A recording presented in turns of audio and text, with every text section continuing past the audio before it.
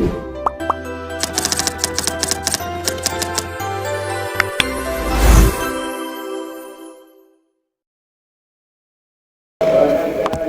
warahmatullahi wabarakatuh. Kami dari kelompok 5 dengan nama startup PT Amanah Fintech Syariah. Profil startup kami berdiri pada tahun 2017 dan jenis layanannya itu fintech syariah atau peer-to-peer lending. Adapun visi misi kami yang pertama itu menyediakan layanan pembiayaan syariah tanpa riba, dan yang kedua memfasilitasi pendanaan bagi UMKM berbasis akad muamalah. Yang ketiga meningkatkan inklusi keuangan syariah di Indonesia. Amanah menggunakan akad wakalah bil ujrah dalam transaksi pembiayaannya, di mana mereka bertindak sebagai perantara antara pemilik dana atau investor dan penerima pembiayaan UMKM dengan biaya layanan yang transparan. Bagaimana akad digunakan dalam transaksi bisnis? Akad wakalah bil ujrah atau perwakilan dengan imbalan ada penerapan. Yang pertama, investor memberikan mandat kepada Amanah untuk mengelola dan menyalurkan dananya kepada UMKM. Yang kedua, Amanah bertindak sebagai wakil atau agen dan menerima ujrah atau fee layanan atau jasanya bukan dari bunga seperti di sistem konvensional. Terus yang ketiga, UMKM menerima dana sebagai pinjaman produktif dan mengembalikannya sesuai dengan akad yang telah disepakati.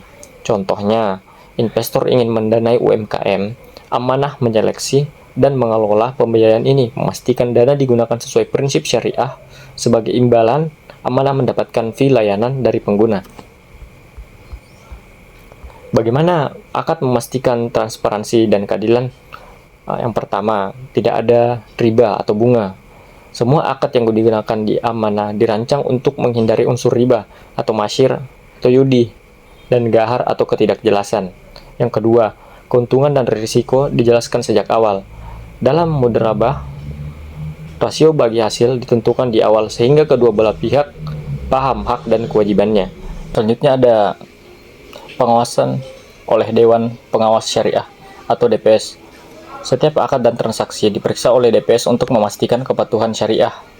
Yang terakhir ada dokumentasi jelas dalam setiap transaksi. Semua transaksi dicatat dalam sistem transparan dan dapat diakses oleh pengguna. Model penerapan. Berikut cara model bisnisnya diterapkan. Yang pertama, skema transaksi dan akad yang digunakan. Amanah menggunakan akad wakalah bil ujrah, di mana investor atau pemilik dana memberikan mandat kepada Amanah untuk menyalurkan dananya kepada UMKM yang membutuhkan pembiayaan. Kedua, sumber pendapatan Amanah, fee, layanan atau ujrah, biaya administrasi yang dikenakan kepada investor atau penerima dana. Kemitraan dengan bank syariah. Amanah bekerja sama dengan lembaga keuangan syariah untuk memperluas akses pembiayaan. Yang ketiga, proses penerapan model bisnis. Pendaftaran dan verifikasi. Investor dan UMKM mendaftar di platform. UMKM harus memenuhi standar syariah dan memiliki usaha yang jelas. Keuntungan dalam penerapan akad muamalah pada model bisnis Amanah. Yang pertama, keuntungan bagi investor, bebas riba dan sesuai syariah, keuntungan transparan dan adil, akses ke investasi berbasis nilai, dukungan pengawasan syariah. Yang kedua, keuntungan bagi UMKM atau penerima dana, akses pembiayaan tanpa bunga, sistem yang lebih fleksibel, pemberdayaan ekonomi dan inklusi keuangan. Yang ketiga, keuntungan bagi platform atau Amanah, sumber pendapatan halal dan berkelanjutan, kepercayaan masyarakat dan regulasi OJK, dan pasar yang terus berkembang. Baik, selanjutnya yaitu tantangan penerapan akad dalam bisnis digital syariah atau studi kasus Amanah. Yang pertama yaitu edukasi dan pemahaman masyarakat.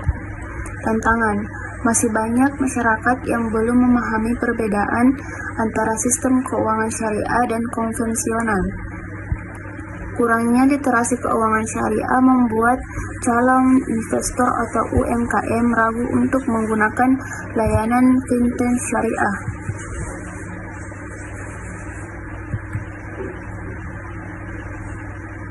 Yang kedua yaitu kepatuhan terhadap regulasi syariah dan OJK.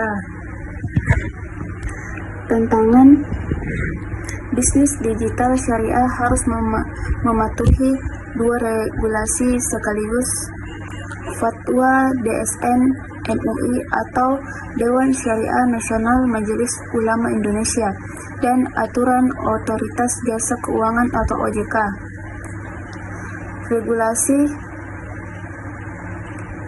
Regulasi bisa berubah dari waktu ke waktu sehingga startup syariah harus tutup menyesuaikan modal. Yang ketiga yaitu risiko gagal bayar dari UMKM.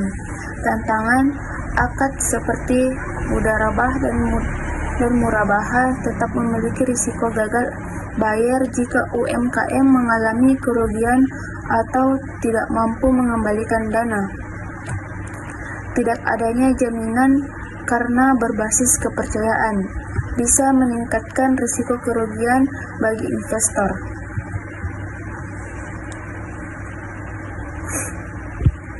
Yang keempat yaitu teknologi dan keamanan data.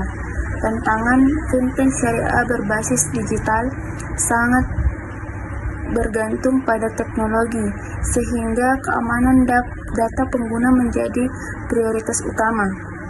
Risiko serangan siber dan kebocoran data bisa mengurangi kepercayaan investor dan UMKM terhadap platform. Yang terakhir, adapun kesimpulan, akad muamalah memainkan peran penting dalam bisnis digital berbasis syariah. Kepatuhan terhadap hukum syariah meningkatkan kredibilitas dan daya saing. Startup perlu meningkatkan edukasi dan transparansi kepada pengguna. Rekomendasinya, meningkatkan edukasi masyarakat. Startup syariah harus aktif dalam sosialisasi dan literasi keuangan syariah untuk meningkatkan pemahaman pengguna. Yang kedua, inovasi teknologi, menggunakan blockchain dan AI untuk memastikan transparansi serta keamanan transaksi berbasis syariah. Yang ketiga, kolaborasi dengan regulator, menjalin kerjasama dengan OJK, MUI, dan DPS untuk memastikan kepatuhan hukum dan regulasi yang jauh lebih baik. Yang ketiga yang keempat, strategi pemasaran yang lebih kuat, mengembangkan branding yang menarik dan menjangkau lebih banyak pengguna, khususnya generasi muda yang melek digital. Dan yang terakhir, diverifikasi layanan, menambahkan fitur dan layanan syariah yang lebih luas seperti crowdfunding halal atau investasi berbasis wakaf. Terima kasih.